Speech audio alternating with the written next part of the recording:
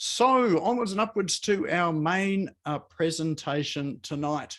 So our presenter tonight must be the last Tuesday in the month. So that's reserved for me. So this is where I get an opportunity to talk about some things that are happening in the web world and really sort of showcase some things that hopefully are going to be helpful for you.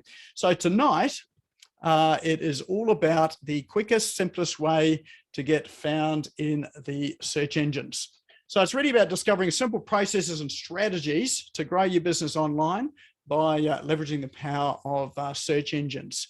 So it is a wee bit mysterious, this search engine thing. And I know that there are people that play on, those of us that don't know what SEO is, or don't want to learn, or it just seems like a mythical beast.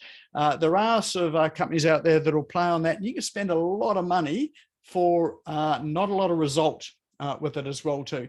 And if you're not quite sure what this thing called SEO is, then you don't know how to keep those that are working for you accountable for the results that they are or they are not getting. So I think it's important that first of all, you fundamentally understand what SEO is, how to do it yourself, so that you can you've got those skills. And so whether you do it yourself or whether you get someone else to do it, you know exactly what's happening in under the hood. So I think sort of that process of search engine companies, and look, they can be charging anything from a couple of $100 through to $5,000 a month to work on your search optimization. So it can be quite a bit of money, and depending on the results that you get, then it can be some money that is well spent, or it could be money that you wonder why you have spent it, as it was with someone that I spoke to this week. So tonight is really just unraveling some of that. I'm going to give you a 9-step process that you can, 9 things that you can do with your SEO, not necessarily a 9-step process, but 9 things that you can do that will dramatically improve your search engine optimization. But before we get into it, what I would like you to do, if you're in front of your computer at the moment and you can open up a browser screen, what I want you to do is I want you to search for my name. So my name is Nik Cree, so Nikree. I want you to search for that. And then I'm going to ask you to do something with that as well. So once you've got the search, just drop a 1 into chat just to let me know that you've got the results up. All right, got a 1 there. Thanks, David. All right, Thomas. Yep. Excellent. All right, some 1s coming up. Okay. All right, for those that haven't got a browser open or can't do the search at the moment, encourage you to do it later on. Now, what you'll see is on that first page of search on my name, how many of those results are mine? Well, actually, what I'm going to say, how many of those results are not mine? So just pop that into chat.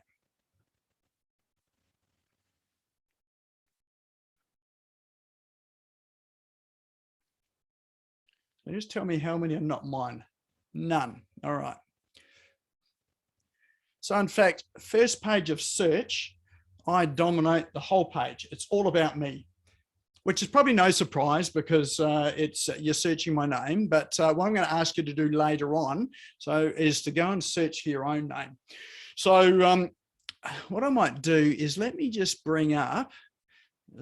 swap my screen, and I'm going to bring up the search results here. Okay, I'll stop my share there, and let me share the screen again. All right.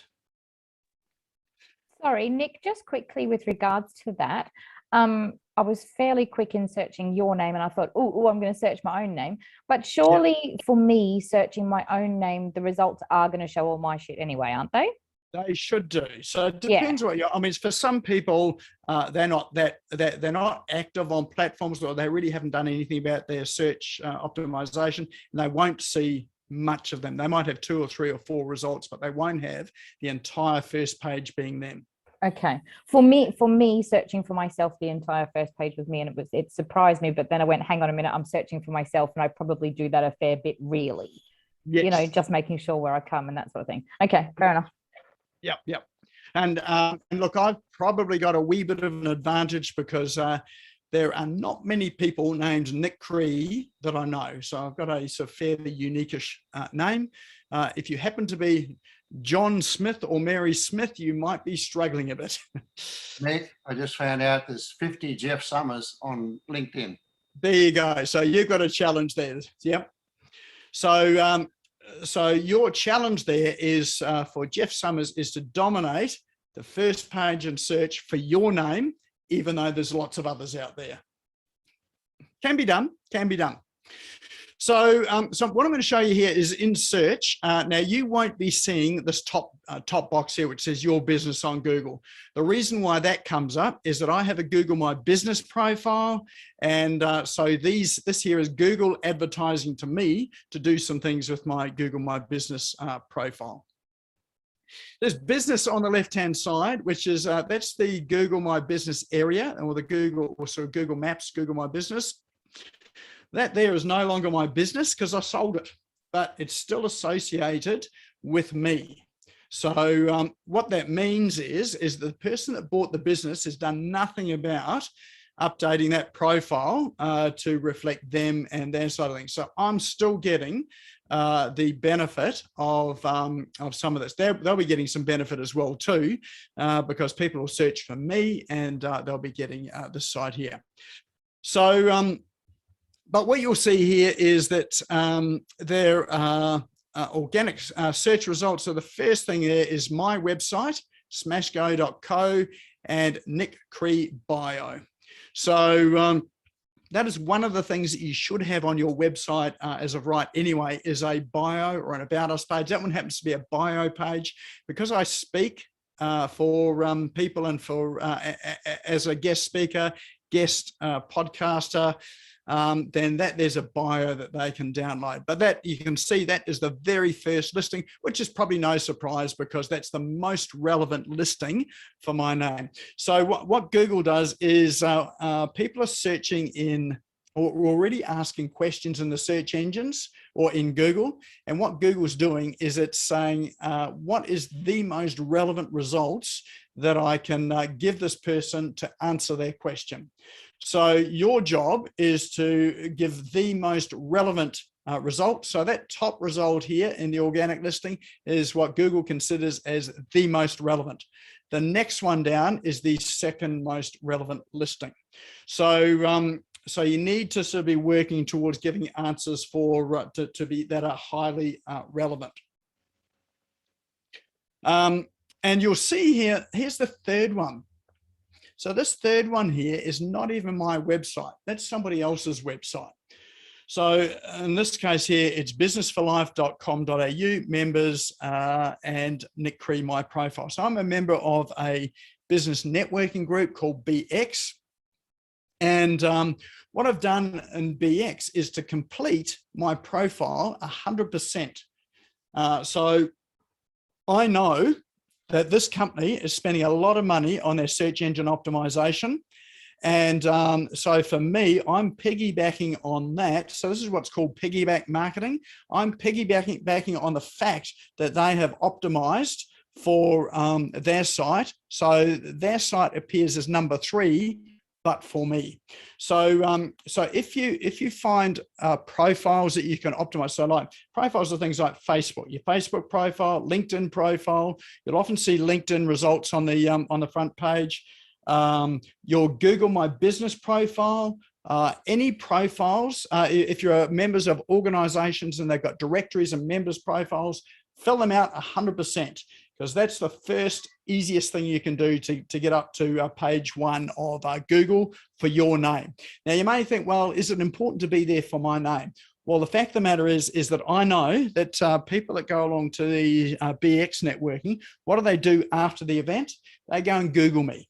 So, or even in the event, they'll Google me. Who is this Nik Cree character? Let's find out a wee bit more about him.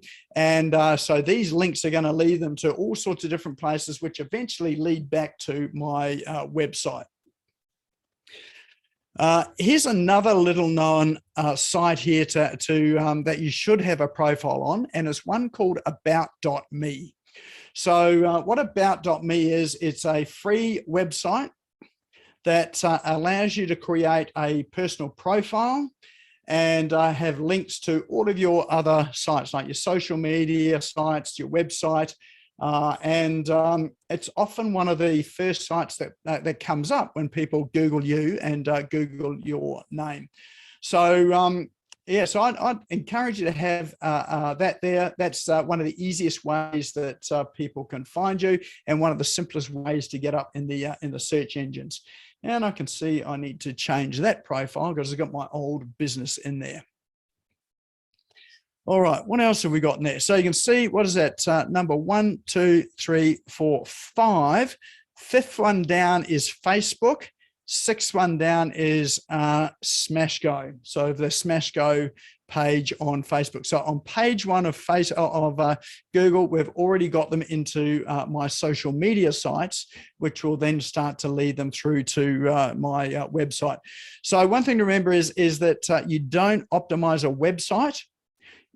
You are optimizing individual web pages. So when you optimize your individual web pages, you will then have, and you do all of the pages on your website progressively, you will then have an optimized website.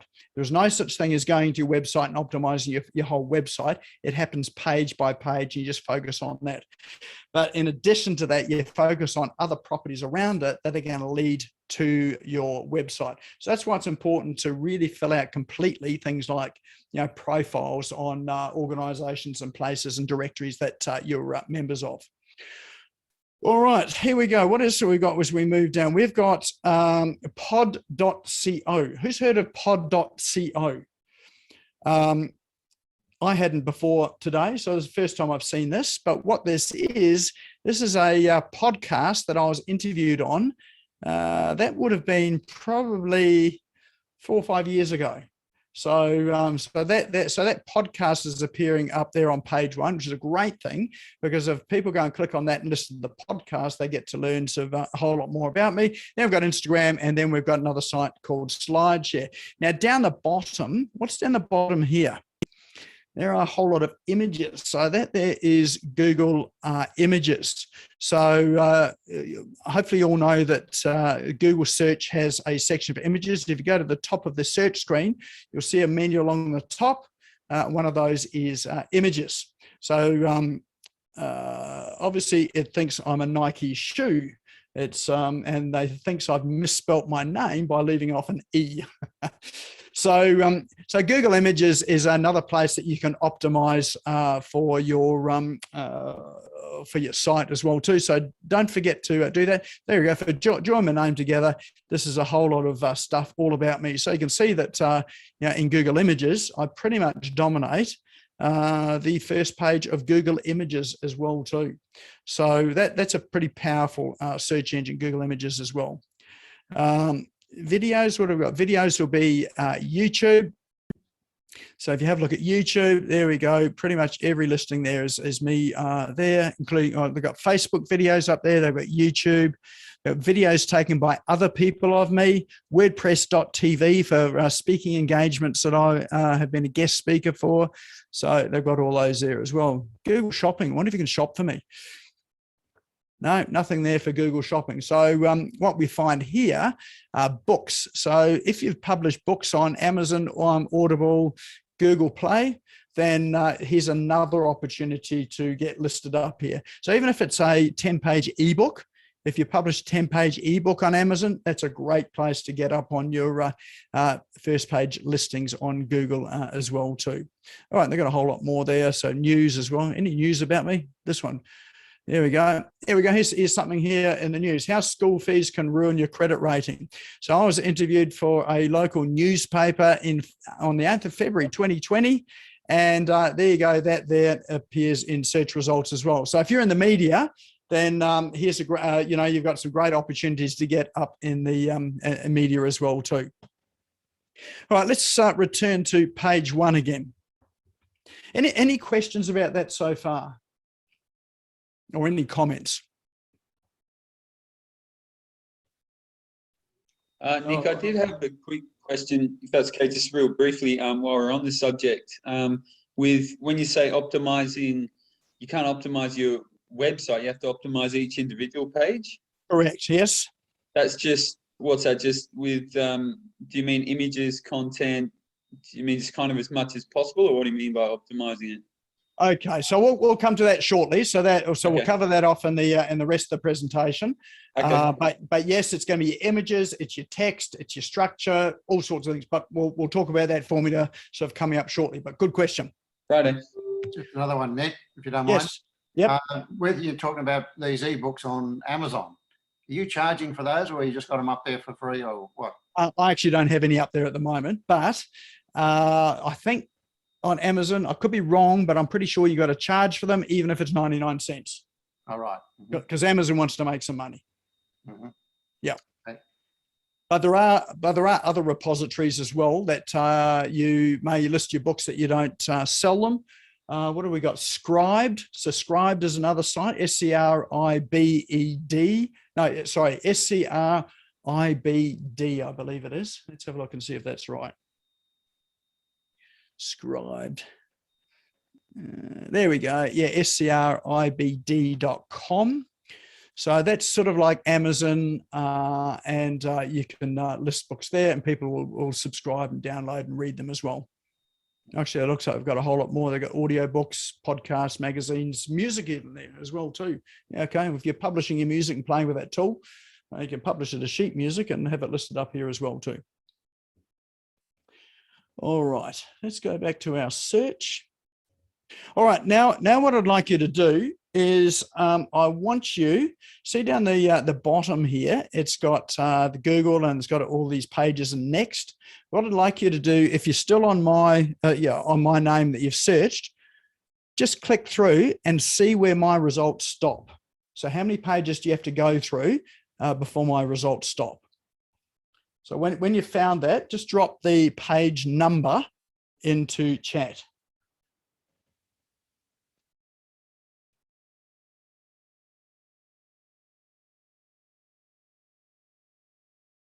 So we're just going to click through from page 1, 2, 3, 4 at the bottom and just find out where my listings stop.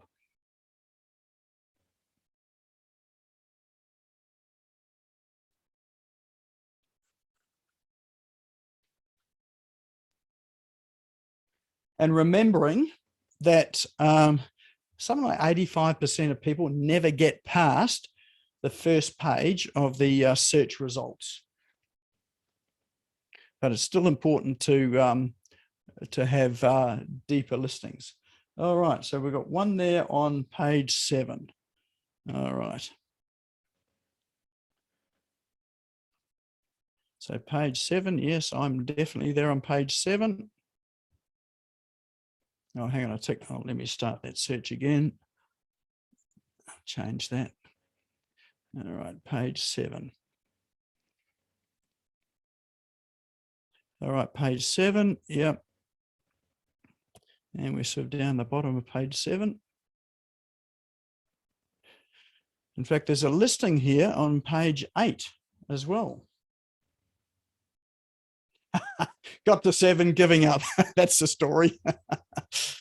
All right. Okay, so so the point of that is that I'm in at least 7 pages deep with search engine. Now, how much work and effort do you think I put into that? Any ideas as to how much work and effort I put into that? Many years. A little bit all the time over the years. Yeah, that's pretty much it. So, so a lot of this hasn't been actively working to get me into search, into the search engines, but I have been taking every opportunity I could to be out there publicly somewhere. So whether that's giving a presentation to, let's say, word camps, which I used to speak at regularly when we're allowed to have those before this virus thing.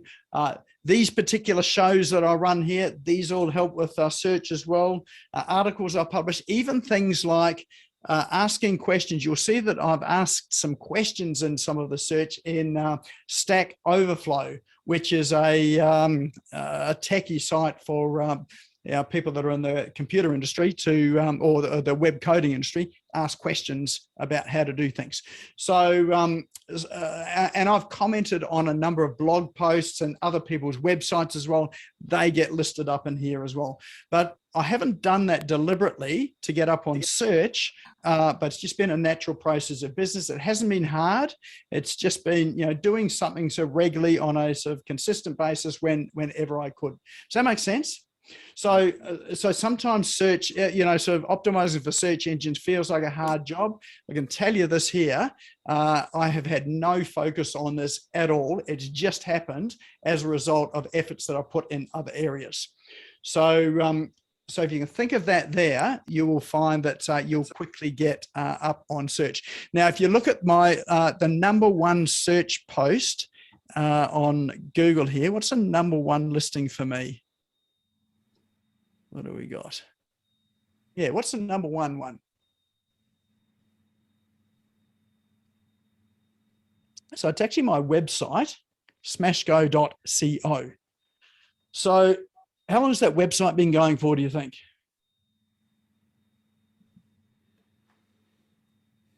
I'm thinking not that long, because you only recently changed the name to Smash Go, didn't you?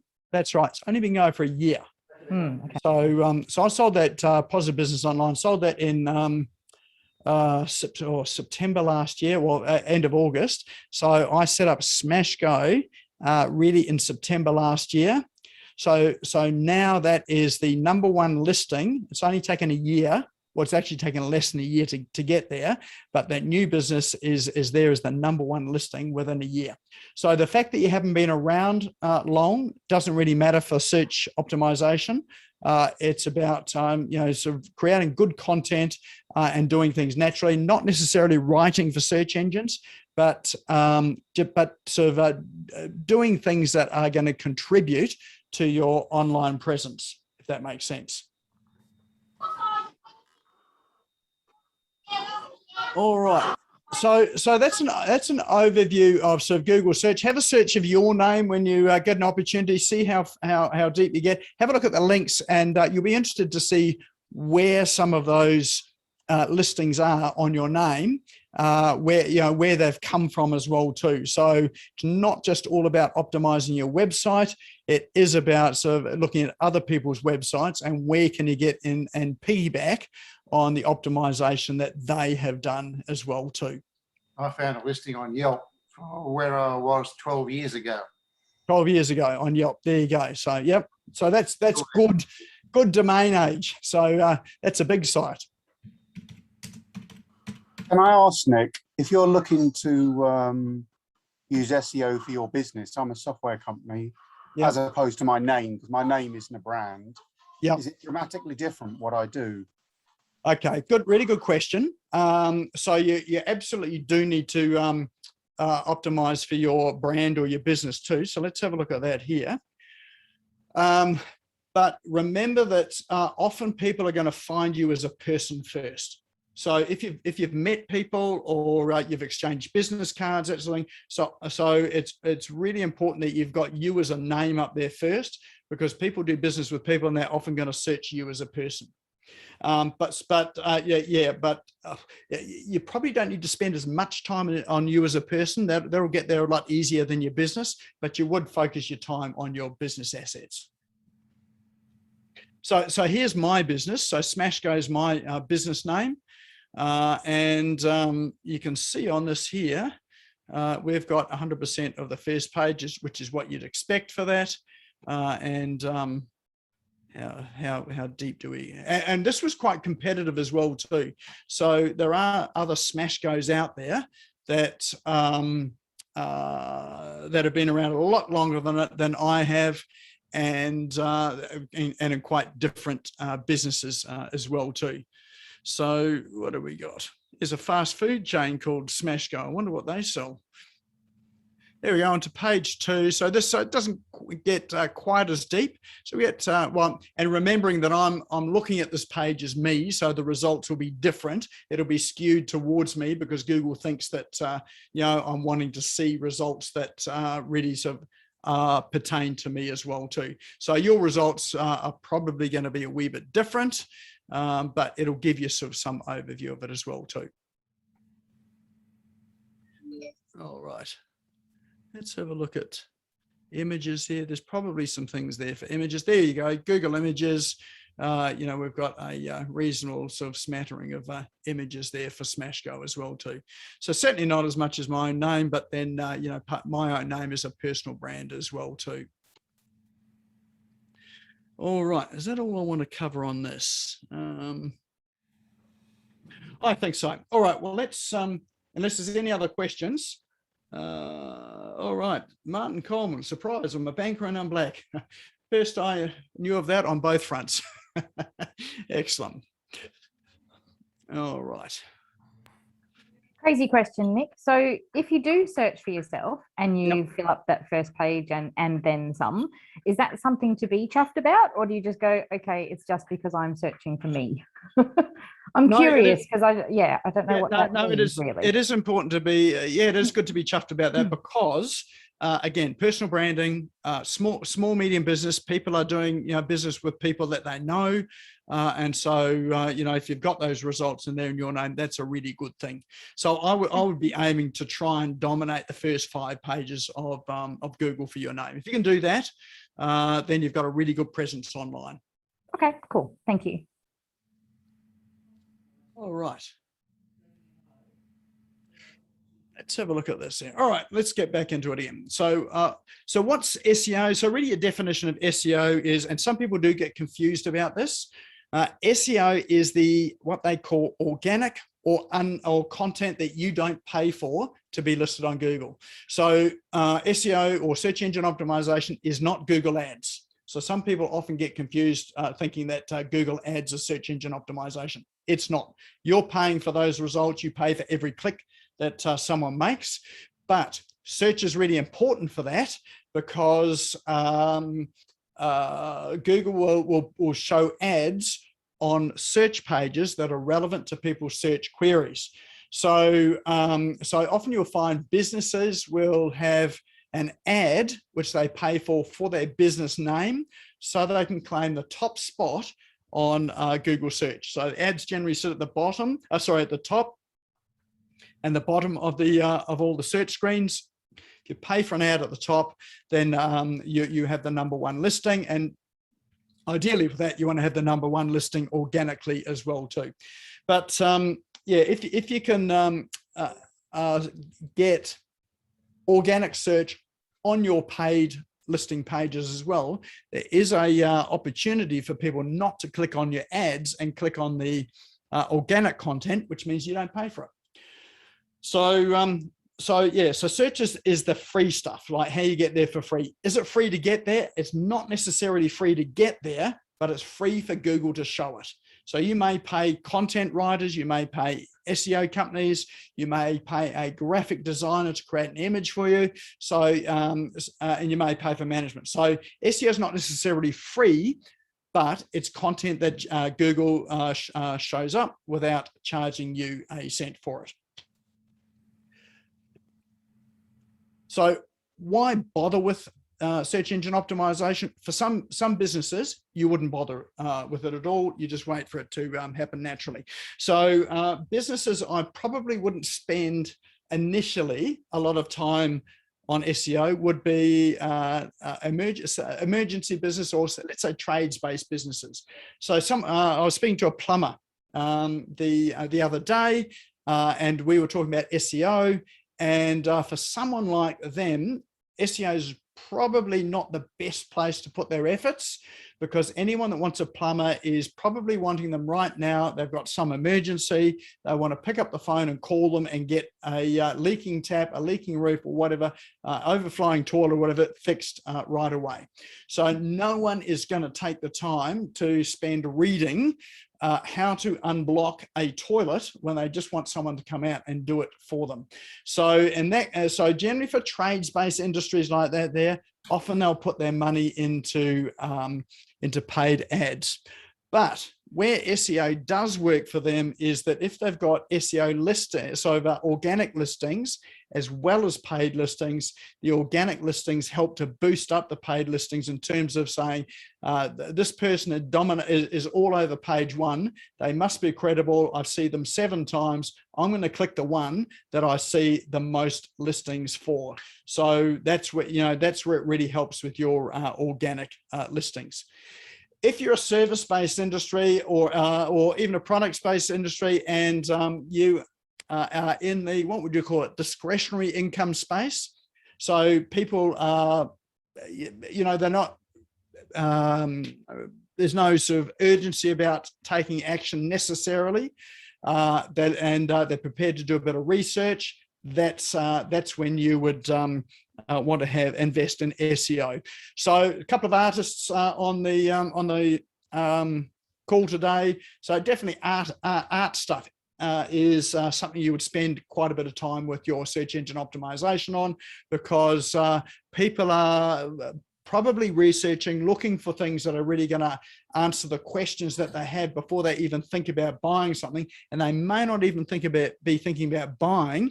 It might be that you present them with an opportunity to buy something after they've read some content that's really answered a question for them, already connected with them in some sort of way. The benefits of SEO is that one, it's free, because it's organic. It does take work, and because it does take work, and it can take quite a bit of work, it means that your competitors or other people in the industry are not going to spend the time doing it. So if you spend some time in there doing the work, you're more likely to get the results than those other people that are not doing any work at all. So so part of your challenge, I think, with optimizing is to look at where people have not been concentrating in terms of trying to rank and get their content out there, and really focus in on some of those areas, as long as they're areas that people that are searching are asking questions about and are looking for answers to. SEO has longevity. So sometimes it can take a while to get you up onto that first page, but once you're there, you're often there for a long time, or it's more difficult to move you off. So with let's say Google Ads, for instance, you're only going to be up on that search page for as long as you're paying for it. As soon as you stop paying for it, then you're off immediately. With organic, you can't turn it off. It's always there. So if you get too busy, with Google Ads, you can turn it off until you got a bit of time and then turn it back on again. Search engine optimization, you cannot turn it off. So if you're busy, you're going to be consistently busy if you've got that presence there. So one strategy is with Google Ads and your organic results is that you can create your organic content to be listed in search. Use your Google Ads to send them to your content, let's say content on your website, or it could be a video. So send them there so that people become familiar with it, get your subscribers from, or get your calls to action working on those. And if you're getting more traffic to it, that increases your what we call your page rank. So that's a ranking signal. The more people you get there, then the more popular your page is, and that just really helps to the algorithm to push you up a bit further. So paid listings and organic listings can work hand in hand. Yeah, so it's unstoppable. Yep, once it's gone, it's a freight train that just keeps on rolling. You cannot stop it, and which is a great thing, potentially. All right, SEO framework. So here are 12 steps I'm going to run through with you to create an avalanche of hopefully leads and inquiries. So now these are simple to do, but they do take work. I will give you that caveat. But once you understand how to do it, then you can always get someone to do it for you. So whether that be a virtual assistant. So I've got a team of virtual assistants who are just awesome at this sort of stuff. My longest serving person has been with me for think probably almost 9 years now. So she's on the call here today. So that's Lorena. If you see Lorena's name there, her and I have been working together for 9 years. JM, who's also here, I think we've been together for about 4 years, probably coming 5 years now. So, but the skills they have in some of these areas are surpass mine because they're working in it all the time. I know the, the fundamentals and principles in it, can do it, but, they're working it all the time. All right. So the first thing about it is your SEO has got one starting point generally. And that starting point is a piece of content. And often it's a piece of text content that is on a website that you own. That's where it starts. So, and a typical website's going to have, like a home page, about page, contact page, probably some services pages, and, some will have a frequently asked questions, testimonials, case studies, that sort of thing there. So that's all content. But generally that content is not going to change much. It will be, the same content that'll be there. And often when people build a website, they put up a website, they launch it to the world, and that's where it stops. So, and they want their website optimized for search engines. Remember, you can't optimize a website, you can only optimize web pages. So that's, so you definitely go through and try and get the best opportunities with the web pages, but that will only take you so far. If you really want to accelerate it, then you need to be producing content on a very regular basis, and particularly on your website. So the most common way to do that is writing articles, commonly known as blog posts on your website. So, and I see sort of some faces there saying, I haven't got time to write anything. I'm not particularly creative, so writing, what do I write about? I'm going to, there are some simple ways to create content that don't take a lot of time and a lot of effort. So, but the key to it is to find topics that people want to read that are related to what you do, products and services that you sell, the problems that you solve, the solutions that you offer. And it really is about writing posts that people will click and read. So when they're putting into the search engine at the top there and they're searching for a term, you want your content to come up on that search page. And you also want it to be captivating and compelling enough for people to click on it to come through to your website to read it. So part of that's an art. Some of it's an art of writing headlines and descriptions that are captivating. So often it can be questions. If you ask a question, is a good thing. And if you're using adjectives as well too, and using words like, discover, how to, 6 ways to, 7 steps to, you've probably all seen those types of headings on posts as well too, or the solution to, that sort of thing. So those are some of the easiest posts to write. And often what's the most important thing there for people to see is that heading or the title of the post and the first 3 lines, because that's all you get to see on Google. Better be interesting by the time they get to your site as well too. So don't just leave it there. Ensure that it's a good read as well too.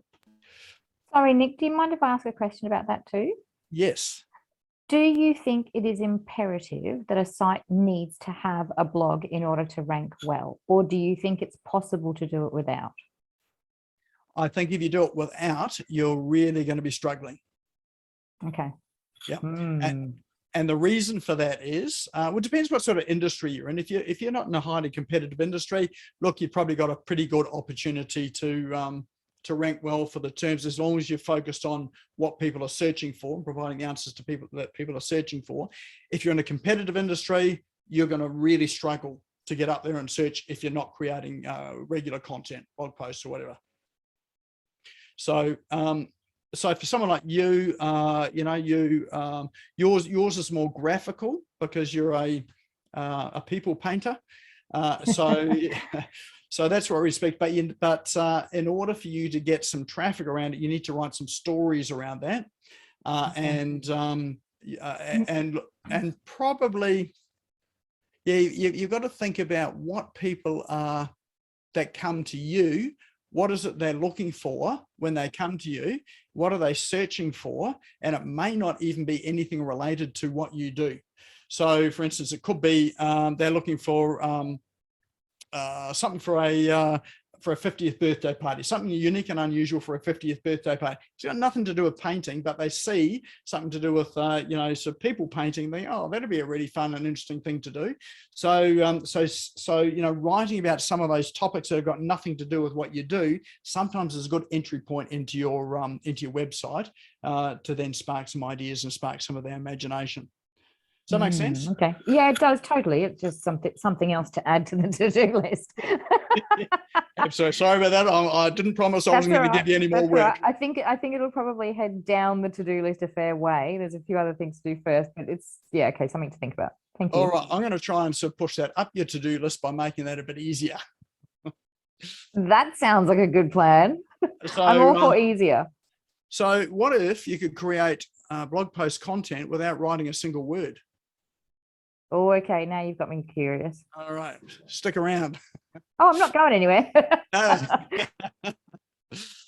All right. So first thing I'm going to say is, yes, write your blog post. And so now blog posts of 300 words are not going to cut it. You'll find that there are SEO copywriters, content writers, whatever, that tell you 300 words is what you need.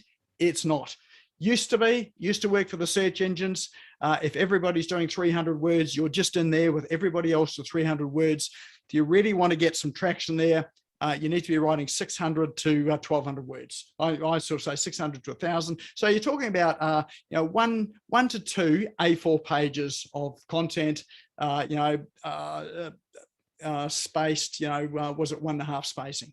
So that doesn't take long to write. That's probably half an hour. You can knock something like that out for about half an hour, depending on how well you know your topic. But that gives you a good opportunity. Now, the reason why is that people used to write 300 words so that would prime the search engine. They will pick it up and put it onto page 1 of search. The algorithms got a lot smarter now, and you just have to remember this term is that Google's if you were to use one word to describe Google, it's relevance. It wants to serve up the most relevant answer to the question that people are asking. Why? Because they make their money with Google Ads. Now, they're not going to get people using their search engine if people come to do their search and most of the results are not relevant to what they want or are a side topic to it all. What they'll go and do is they'll go and search Bing or DuckDuckGo or some other site there. So Google wants you to stay on the site, and the way they do that is by ensuring that all of the content that they serve up is directly and highly relevant to the questions people are asking.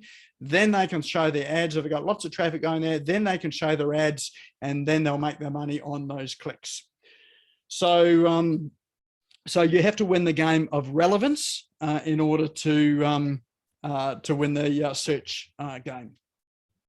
And to do that, a quick and easy way to do it is, yes, I'll show you that now. Just to where I don't want to run over time, I'll show you this reasonably quickly. Where's the search screen? Here we go, this one here. And you've probably seen this before. Up in the search bar, if you start typing search, you'll see a whole lot of results that appear under it. Now, those results that appear under it are the next highest results. So they predict what you might be searching for. And so these results are what people are more commonly searching for. So, and so you'll notice that the more you search, what do we get? Reddit. It will then go and refine the search. So there's not much on that one there. Oh, there we go. Smash go Twitch Reddit. So it refines the terms to get narrower and narrower and narrower. So, but if you're looking to write and you're looking for ideas for content, just type in your keyword at the top and then look down these terms here. And these are some good opportunities to be writing content for. Now, when I say writing, don't just think about text. You can think about video, audio, images, all of that there. It's all media. But this is a good place to really start. So let's get out of that.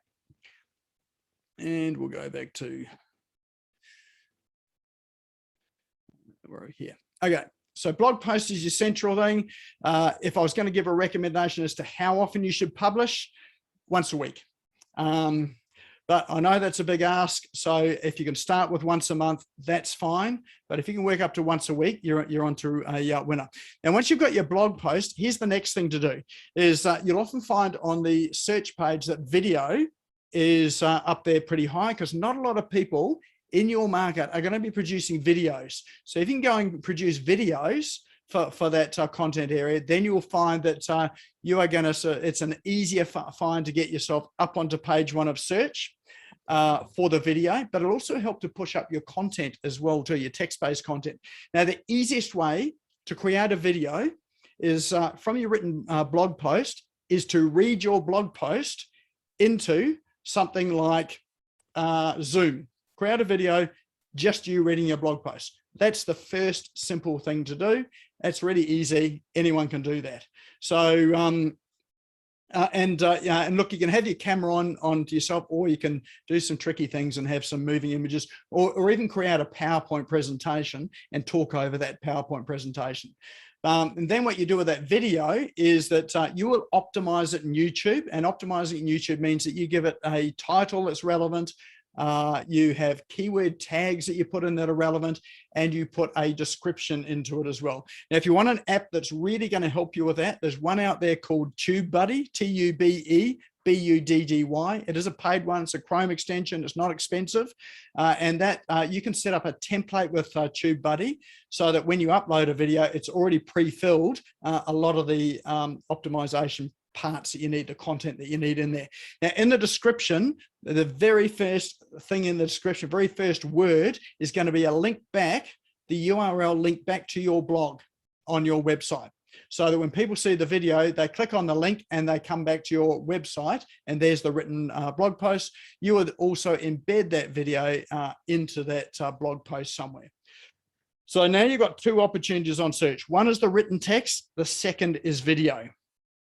The next thing I would do is to take out the audio from that blog post, turn it into a podcast. Now, these days, it is really easy to create a podcast. You can have it up on iTunes, Spotify, Stitcher. I would recommend using a service like blueberry.com, which is a podcasting site. And that'll store your audio files and also push it up to all of those platforms. Now that sounds probably sounds like it's sort of there's a bit of tech and whatever involved. Yes, there is a little bit, but it's actually not that difficult to do. The good thing about it is you haven't had to do much else. So you've already recorded the video with the audio on it. You're just extracting the audio and then uploading it to a podcasting service like Blueberry. Blueberry will just take care of the rest of it. Once you've set it up, all you have to do is upload it. The podcast platform will automatically distribute it and upload it for you. So now you've got, and you'll find that podcasts, when you search people that are podcasters or have got a podcast, they appear in search as well too. So now you've got a text-based piece of content, your blog post, you've got a YouTube video, and remembering that YouTube is the second biggest search engine that people use, also owned by Google as well. So people often search YouTube for things like how to do things. So if you've got how-to posts, YouTube's a great place to have that. And then you've got a podcast. So now you've got 3 places that you can get listed in search. Next thing to do is, now if you did create a PowerPoint or for the video that you're going to talk over with the video with your blog content, then you've already done this work here, which is creating a PowerPoint with the key points. So typically a blog post, you might have 7 subheadings. You have your title, and then you have 7 related subheadings under that, and they can be 7 slides with maybe 2 or 3 points on each slide. So, you know, that might take you 15-20 minutes to get that organized. Then you upload it to a site called SlideShare, slideshare.net, owned by LinkedIn, owned by Microsoft. But what SlideShare is it's a place where people upload their PowerPoint and Keynote slides, and you can have a link back to your website and to your YouTube channel. You can embed your YouTube video into one of those slides. And so people have got the opportunity either to go to your YouTube channel or they can go to your website. So that's called creating good backlinks to your website. So if you haven't had a look at SlideShare, go and check it out. There are thousands upon thousands of slides there, and you can create a channel for yourself for your slides. All right, next bit gets a wee bit more exciting. How many people here struggle with social media and getting social media posts up on a pretty regular basis? I don't, because I've got 2 people that do it for me. But so posting 1 or 2 times a day on a different topic, how hard is that? I find that incredibly difficult because you've got to think of 7 to 14 topics a week. So with your blog post, so let's say in your blog post that you wrote, you've got 7 sections. So you've 7 subheadings. So, might be 7 points that you're covering. What you'd then do is you'd cut out each of those segments. So you've got 7 posts for social media. Whoop.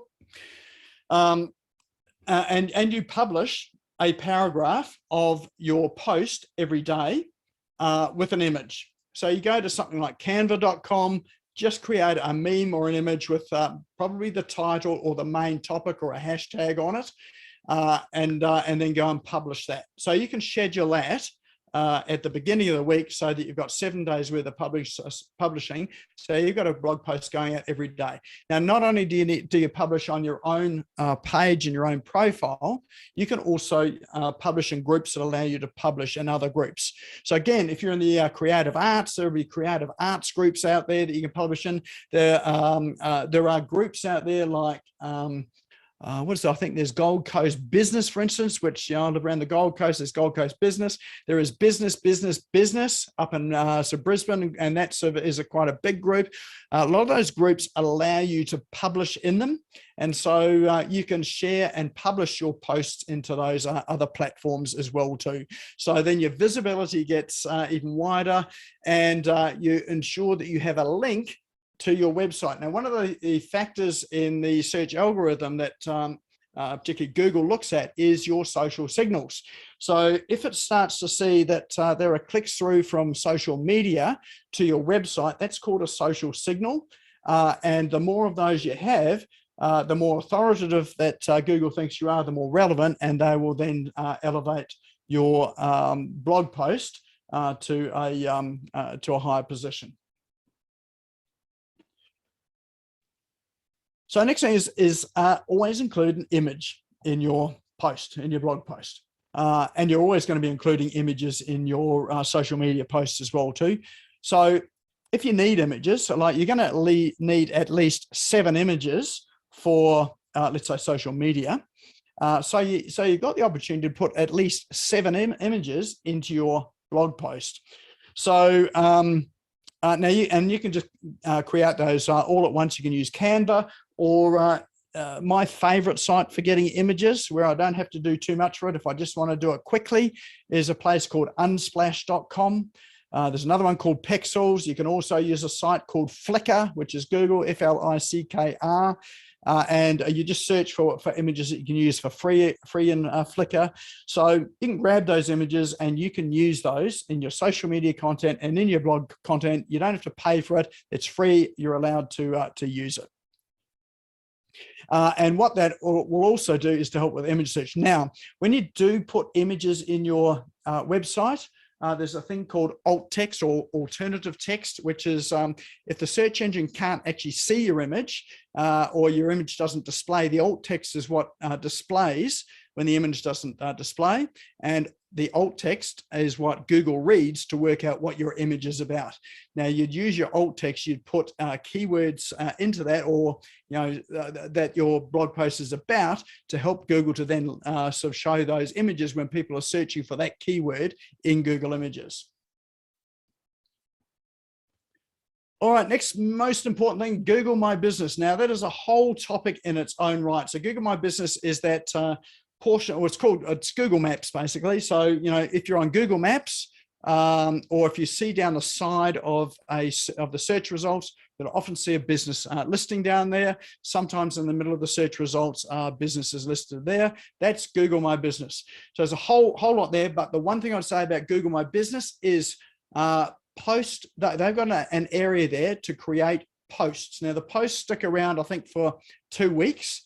But again, what you can do is you can take, if you've got 7 sections of your blog post, take one section each, publish one a day on Google My Business with a link back to your website and a link to your video, and also include an image in that as well too.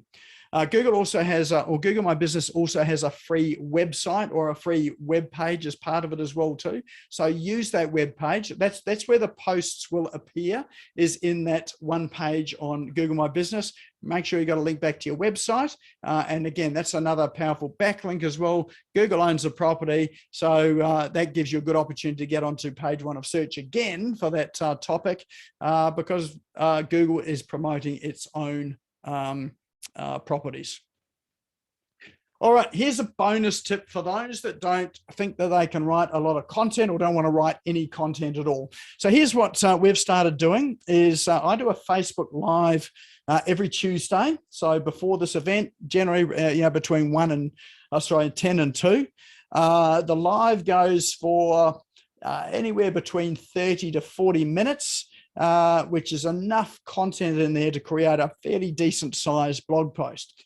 So I'll always write about 300 or 400 words of text as the in the post, and then I will speak about it.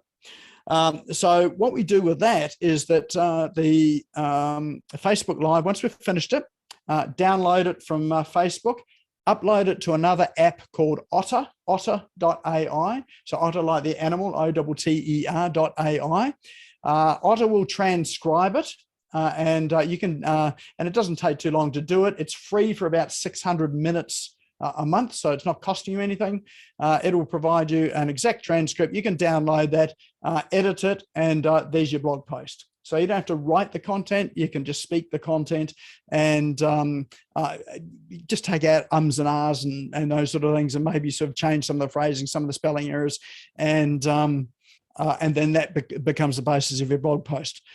One better, there's another app out there called Pictory, Pictory. That's a paid one. And what that will do is they have a button in that to automatically remove your ums and ahs and filler words. So what was that link for Otter? OTTER.ai for artificial intelligence. So Pictory will actually take out the ums and ahs. And what you can do with Pictory as well is that you can slice up your Facebook video into 7 videos, or as many videos as you like. And then not only, so those videos there, you could also upload those to social media as well.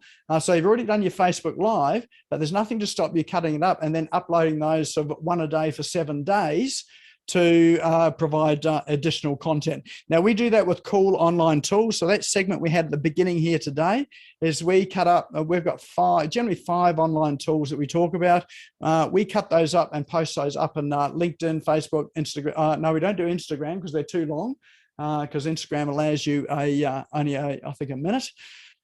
But we publish around the social media platforms, and we get a incredible amount of engagement, particularly on LinkedIn with those cool online tools. So you'll find that some platforms are better than others depending on the medium that you're using, whether it's video or text or whatever it is.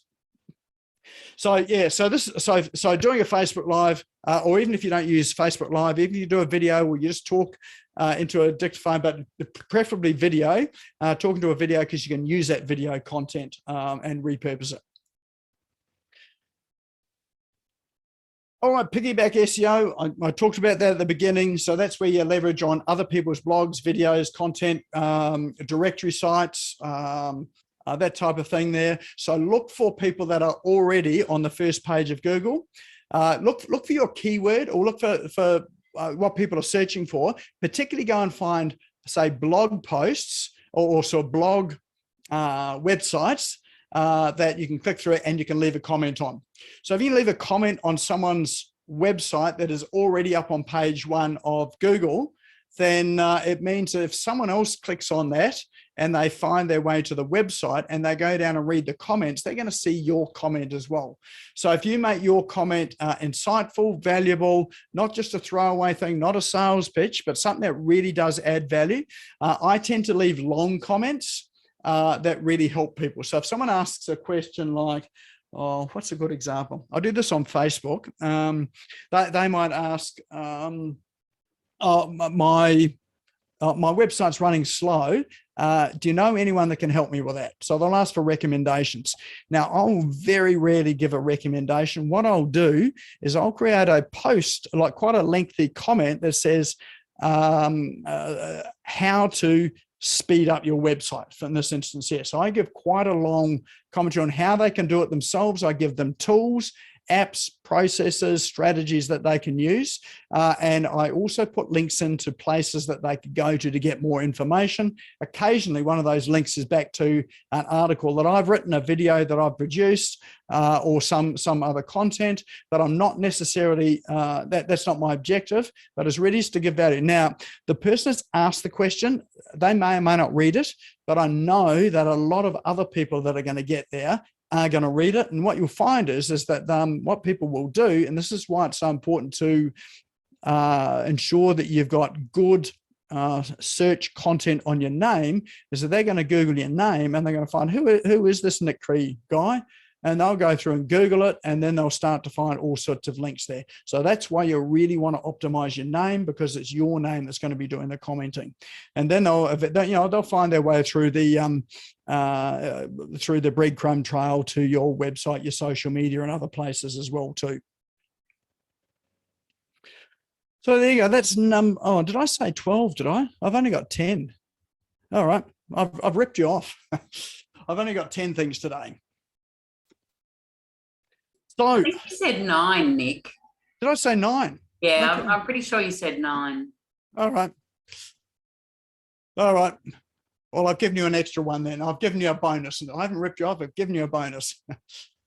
Excellent. So next thing is, based on all that there, what is one thing that you could do tonight, tomorrow, that would take you forward on this? Nick, what was that last website you mentioned after Otter? It was Pectide or something. Pictory, Pictory. Say that again, please. So Pictory. Yeah. I think it's pictory.ai. Let me see if I can just find it. Okay. Where are we? Okay. Oh, actually, it's an AppSumo deal. That's where I got it from, was from AppSumo. I got a lifetime deal for it. Here we go. Here's the website. Let me drop that link into chat. There we go.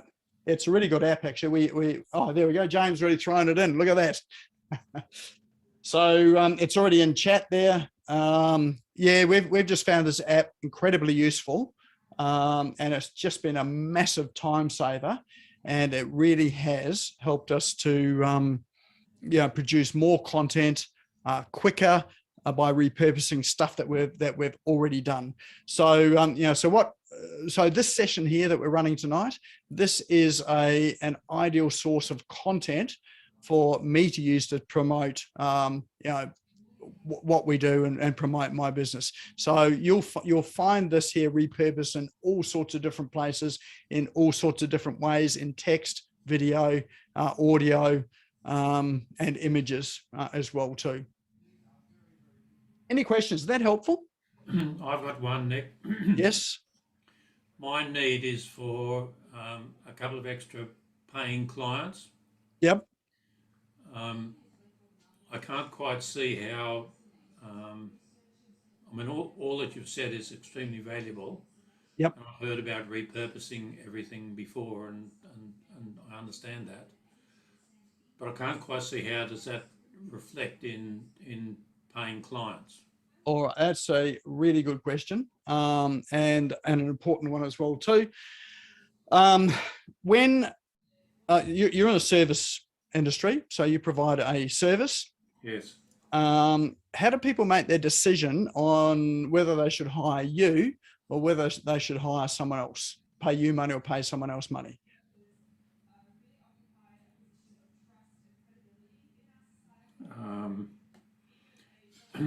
I think my USP is my 53 years of consulting business experience. Awesome. Okay, so that's what your USP is. That doesn't actually translate and mean anything to people, apart from the fact you've got credibility because you've been in there for 52 years or 53 years. It doesn't tell them anything about who you are and what you do. So what content does, like good content does, is it it doesn't showcase what you do, but it helps people to answer a question. So for instance, someone might be asking a question, what's a simple, how come I'm making a profit, but I seem to have no cash in the bank? So, cash flow in business. So, and there's some really, and so for a business owner, that's not immediately obvious. I've made a profit, where's the money gone? So if you start writing content around cash flow, for instance, and why people have got no money in the bank, and then how they can solve it, what that does for them, if they're searching for that there, they stumble across an article by Michael Palmer with some really good ideas and suggestions, and can give them some aha moments. So for instance, you might be sort of getting them to look back in their financial accounts at a particular part of their financial accounts that probably their accountant should be pointing them at anyway, but they often don't. And you show them how to read sort of some small thing like that. What happens in their brains? They think, I didn't know that. I need to find out more about that. How can I get in touch with Michael to find out a bit more? So the next part in their journey might be, they might want to hire you just yet. They might want to read some more about this topic that you've written as well. They may go and try and find you on YouTube to see whether you've done anything on YouTube that's helpful. They'll probably go along to Facebook or LinkedIn to go and find you. So really what you're doing with this content is you are providing credibility for what you do. And you're providing reasons why people should take things further. You're evoking people's curiosity, and you're really highlighting the issues and problems that they might be having that they need solving. It's not a sales pitch, but it really is helping to get them to understand that 53 years in business means, this is what I've been able to help you with now. Does that make sense? Yes, it certainly does. In fact, I know what the three most common questions are, and you hit one of them. Yeah. One of them is, I never have enough cash to meet commitments. Yep. One is what you said, I make a profit, but I never have any cash. Yep. How can that be? Yep. And another one is I'm working so hard and paying everybody, and sometimes there's not enough money to pay me. There you go. Another really common worthwhile in the end. Yep. And so if you can, lots of people with employees pay them first and not themselves. And that's really, really bad business. Yeah. So really what your job is in content is to start to turn that on the head and start to get them thinking about asking different questions, giving them some solutions or some pointers in the way without necessarily giving them an online coaching session. But you're really sort of giving them food for thought that they hadn't thought about before. So they think, I want to find out more about that. How do I get some more information on that? Okay, thank you. All right, any other questions? I know we've just gone over time here.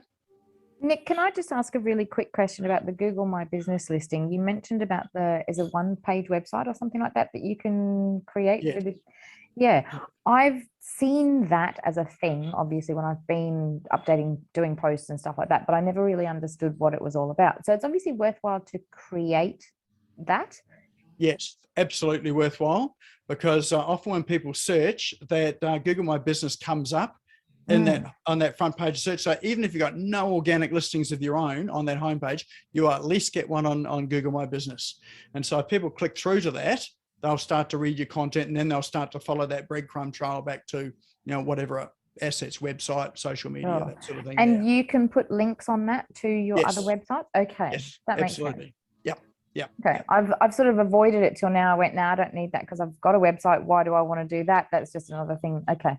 Yeah. So Okay, the cool. reason why I do it helps with your SEO because it gives you a backlink back to your site, and it's also an authoritative site. People trust Google. They might not trust you. Well, I don't know if people trust Google, but yes, they trust Google, but they may not. But they may not know you yet to trust you yet. Yeah. Sorry, Yeah. can I jump in? Beth, you're talking about Google My Business, aren't you? Yes. Because I noticed it when I Googled you, you've got it. Oh yeah, no, I know. I have a Google My Business listing, Right. but what Nick's talking about is there's you can click on a button to create a Google My Business Correct. website, which I haven't Correct. done.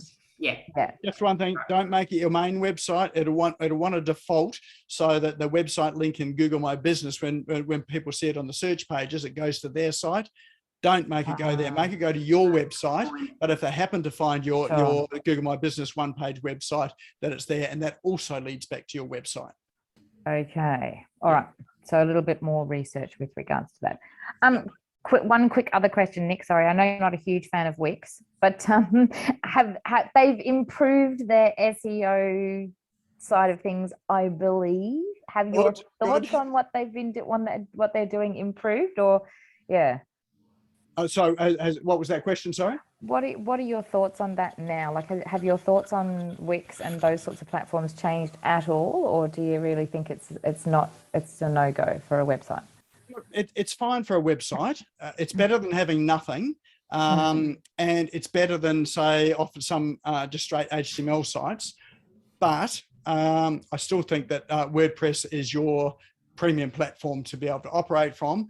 But it's not. It's certainly not a deal breaker at all to have Wix, because if you do the right things and follow the right principles, you can still get a similar result. Okay. All right. Yeah. Cool. Thank you. Excellent. All right. Well, I'd like to be around to answer some more questions, but we've sort of sadly ran out of time. I knew we would, but I do want to share this with you if I can. In that I'm considering running a 12-week program on how to do all this. So really what I've run through are what you should do. I haven't shown you how to do it. And I just wouldn't have time to do that here. So I am considering, if there's enough interest, I will run it. And it will be a 12-week program, so that at the end of 12 weeks, you will not only have good content, you'll have a process to produce that content. You'll know where to put it. You'll know how to automate it as well. So some of these things can be automated so that you produce one piece and the rest of it is quite quick. And then sort of, get a process in place to do that. How many people would find that would be helpful at all? Just give us a show of hands. Yep. Okay. Cool. Well, look, if you are interested, I meant to give you an SEO planning, like a content planning template to make it easy. There is a really easy way to go about planning that content, which I haven't had time to go through today. You can do it in about 15 minutes. You can get it done in 15, 20 minutes. And then we have 12 weeks worth of content sort of planned out, ready to go. And that's done. You just still need to create and write the content, but you'll know what you're doing for the next 3 months. So I'm happy to give you that template. If you're interested in, or think this would be something you'd be interested in, a 12-week program on how to do all this, just go to easyurl.co/SEO-program. Just register your interest. You can't register or buy it or anything like that there. If you're interested and we get enough interest, then look, I'll put something together to run it. And we'll drop that link into chat. Oh, it's already in chat there as well too. All right. Let's get out of that. All right. Well, that is our session for tonight. So hopefully that was helpful and valuable. If you do have any questions about it all, feel free to reach out. I'm more than happy to answer any questions. You can either reach out through Facebook, Business Owners Smashing It Online Facebook page.